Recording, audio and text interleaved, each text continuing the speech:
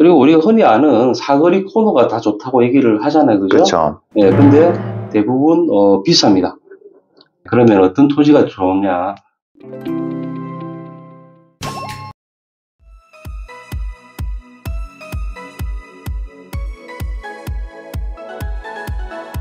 안녕하세요. 애터부동산 정호진입니다.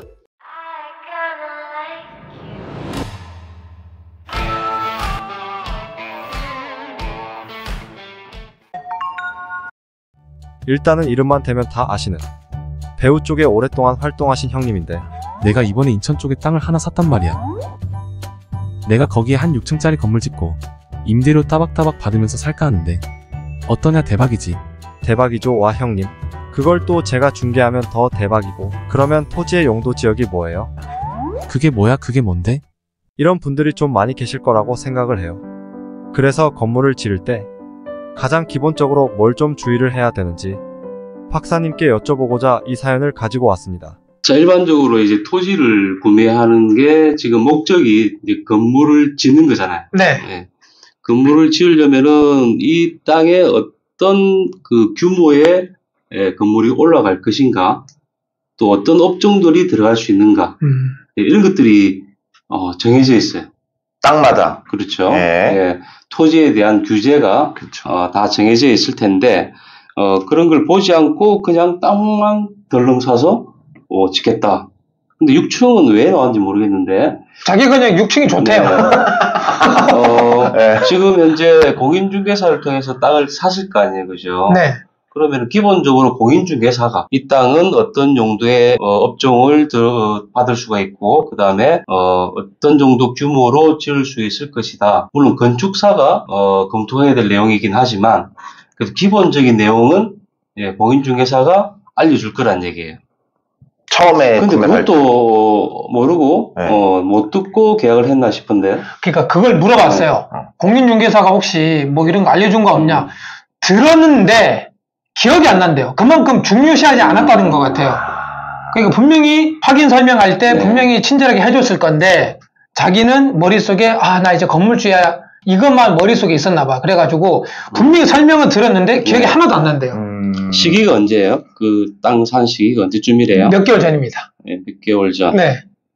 토지를 매입을 할 때 어떤 것을 좀 주의해야 될 것인가. 그렇죠. 이런 부분들을 제가 한번 네. 말씀드리는 게 좋을 네. 것 같은데. 자, 우리가 일반적으로 이제 토지를 구매를 할 때 체크를 하고 주의해야 될 부분들이 뭐냐면, 기본적인 게 물리적인 상황이죠. 네. 그 다음에 이제 법적인 상황.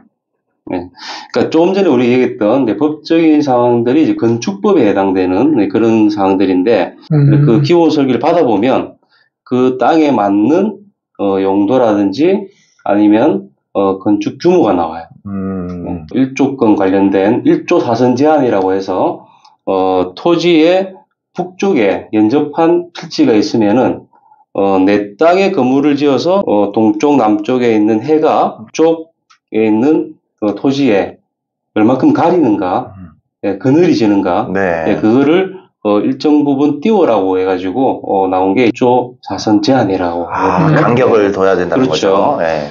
그래서 예를 들어서 이제 북쪽에 연접한 토지가 있는 땅은 그런 제한이 있기 때문에 내가 층수를 많이 못 올릴 수가 있다는 거죠. 그렇죠. 그리고 면적도 용적률이라고 우리 얘기하잖아요, 그죠? 토지가 100평이면은 용적률이 200%다. 최대 200평까지 지을 수 있다는 얘기죠. 지상으로. 그러면 그 200평을 다 못 찾아 먹을 수 있다는 얘기입니다. 그렇죠. 예를 들어서 뭐 150평을 찾아 먹는다든지, 가리니까 깎여가지고, 우리가 그 흔히 지나가다 보면은 빌딩에 이렇게 반듯하게 안 돼 있고, 이렇게 깎여 있는 부분이 이렇게. 기역자, 네. 기역자 이런 식으로. 그렇죠. 예. 일정 부분은 그대로인데 위에는 깎여 있다. 이게 다 1조 사선 제한을 받는 빌딩들 특징이에요.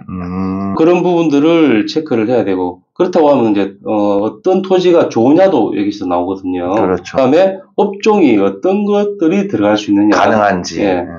근린생활시설도 1종이 있고 2종이 있고, 또 유흥시설이 들어갈 수 있는 입지인가.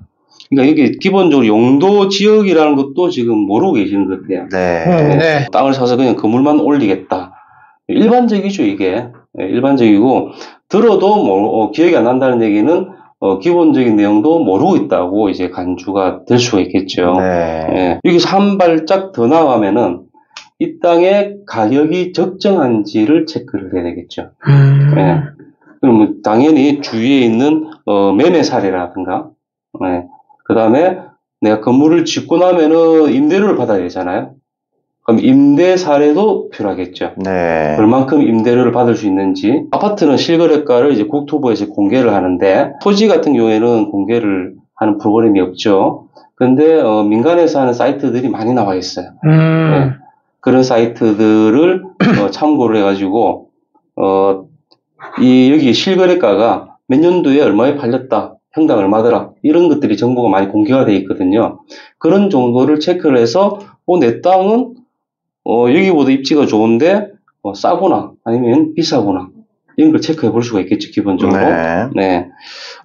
한 발짝 더 나간다고 하면은 공급, 그러니까 이 주위에 그 빌딩이 공급이 얼마나 됐는가, 주위에 공급이 너무 많아가지고 여기가 임대가 될 것이냐 하는 것들을 봐야 되겠죠. 네. 네. 결국엔 그러면은 아까 그 형님의 네. 형님의 목적은 건물을 짓는 거였지만 그 전에 땅을 샀고, 땅을 사기 이전에 미리 그 지역의 용도라든지 어떤 걸 지을 수 있는지 미리 그런 걸 체크를 한 다음에 땅을 구매를 하는 게 원래는 순서였던 것 같아요. 자, 아까 그 북쪽으로 연접한 토지가 있다라고 하면은 1조 사전 제한을 받게 되죠. 네. 네. 내가 원하는 필지 위쪽에 도로가 접하면 좋아요. 180도로 해가지고 딱 접하면 제일 좋고, 좀 비스듬하다 하더라도 북서쪽, 북동쪽으로 도로가 접해 있으면은 1조 사선 제한을 거의 덜 받는다고 이제 볼 수가 있죠. 아, 도로는 그늘이 져도 상관이 없으니까요. 그렇죠. 네. 그리고 우리가 흔히 아는 사거리 코너가 다 좋다고 얘기를 하잖아요, 그죠? 그렇죠. 네, 근데 대부분 비쌉니다. 그러면 어떤 토지가 좋냐?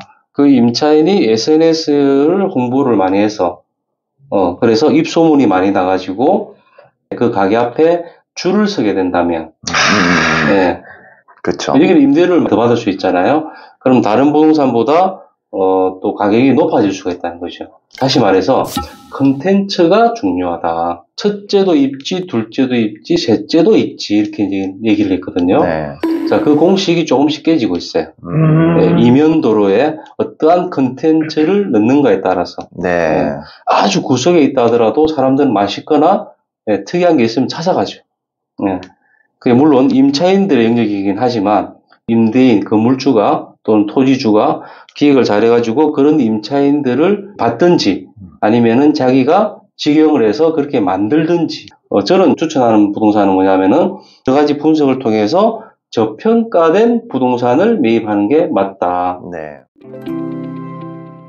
어쨌든 이 부분이 오늘은 땅 관련된 얘기다 보니까 계속 이런 땅 얘기를 하게 되는데, 땅값을 올리는 방법. 자, 땅값이라고 하면은 네. 그 건물이 없다고 그 전제를 네, 한다고 그렇죠. 하면은 네.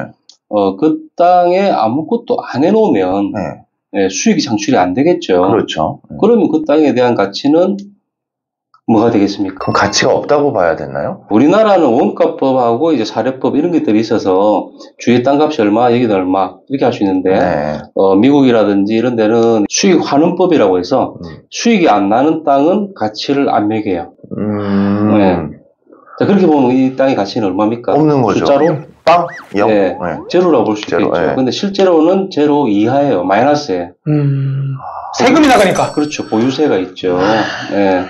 그래서 가치로 본다고 하면은 제로 이하다. 그러니까 그냥 땅을 갖고 있다고 해서 그냥 갖고 있으면 아무 쓸모가 없네요. 어쨌든 네. 수익화를 시켜야지. 그치. 계속 놀려야 되는 거죠. 어쨌든.